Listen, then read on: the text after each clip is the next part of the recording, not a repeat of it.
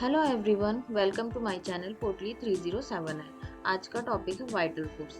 Vital force हम homeopathy में, organ of medicine में वाइटल फोर्स के बारे में बहुत सुनते हैं। वाइटल फोर्स ये, वाइटल फोर्स ये।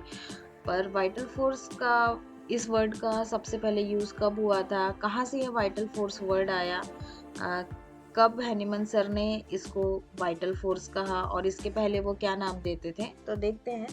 सबसे पहले क्या था कि वाइटल फोर्स को हैनीमन सर ने इंट्रोड्यूस किया था 5th एडिशन में। Concept of vital force was introduced in 5th addition.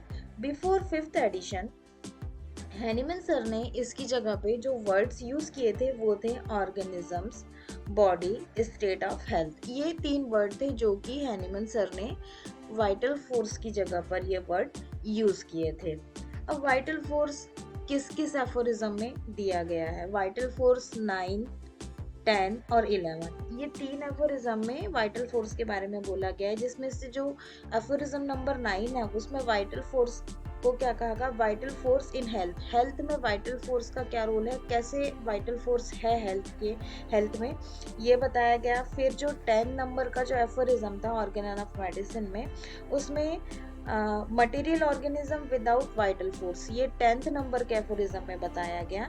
Then vital force in disease, disease condition में वाइटल फोर्स का क्या चेंजेस होता है, वाइटल फोर्स कैसे डिजीज कंडीशन में वर्क करता है, उसके बारे में बताया गया। तो ऑर्गन ऑफ मेडिसिन में वाइटल फोर्स जो है वो तो 5th एडिशन से यूज किया गया, पर इसकी जो सारी डिटेल्स थी वो एफोरिज्म नंबर 9, 10 और 11 में बताया गया। इसका डिटेल एक्सप्लेनेशन दिया गया एफोरिज्म में।